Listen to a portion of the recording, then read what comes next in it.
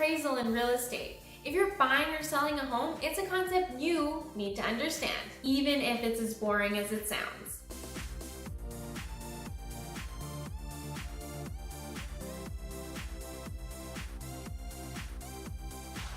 Hey everyone, welcome back. I'm Lindsay with the Wise Move AZ team at Realty One Group. If you want to stay up to date on all things Anthem and real estate, then you need to hit that subscribe button. Pro tip, you're also going to want to hit the little bell icon so that you're the first to know when our new videos are posted every single Thursday. If you're thinking about buying or selling a home, you may have questions about the appraisal process. As your Anthem, Arizona realtor, I've been involved with my fair share of appraisals, so I'll happily give you an idea of what's typical here in Arizona and how it impacts you, regardless of which side of the transaction you're on. It's so important to us that our clients understand the appraisal process and what to expect early on. Now I know, appraisals probably aren't the sexiest or the most fun topic, but stick with me. I promise to give you the information you need and keep it short, sweet, and to the point. So first things first, what is a home appraisal? Simply put, an appraisal is the process of developing and communicating an opinion of the value of a home or other property. Yep, that's it, an opinion of value.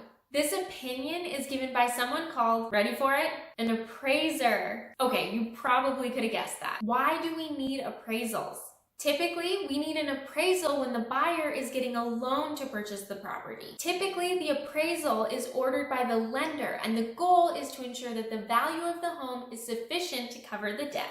Makes sense, right? The lender wants to make sure they're making a safe investment in you and in the property. It's also important to note that just because a buyer is paying cash doesn't mean there won't be an appraisal. Even a cash buyer is entitled to conduct an appraisal. How are appraisals conducted? There are 3 methods used to estimate the market value of a property. These include the direct sales comparison approach, the cost approach, and the income approach. The direct sales approach is the most common method used by appraisers to estimate the value of homes here in Anthem. This method compares recent sale prices of similar properties. Adjustments are made for things like seller concessions, time, financing, and physical differences in the properties. The cost approach is based on reproduction or replacement costs of the improvements, less depreciation, plus the value of the land.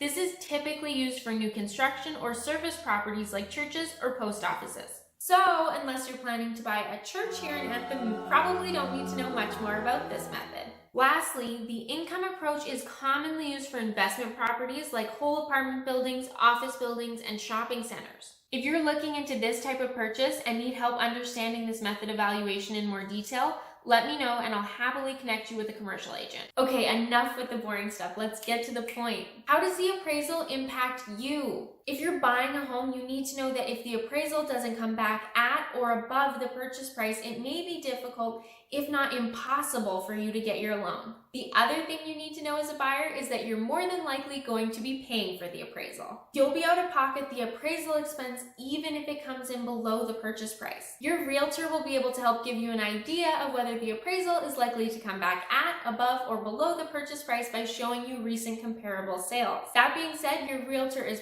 probably not an appraiser. On the flip side, if you're selling your home, you'll want to factor the appraisal in when coming up with pricing for your home.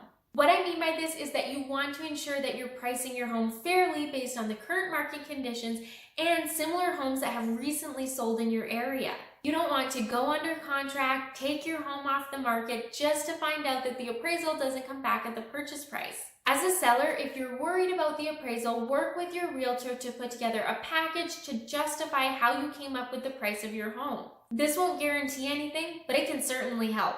So what do you think? Do you feel more prepared to tackle the appraisal process? If so, throw me an I'm ready in the comments. I know appraisals aren't the most fun, but they're important. If you learned something from this video, let me know by hitting that like button, subscribing to our channel, and sharing this video with your friends. See you next Thursday.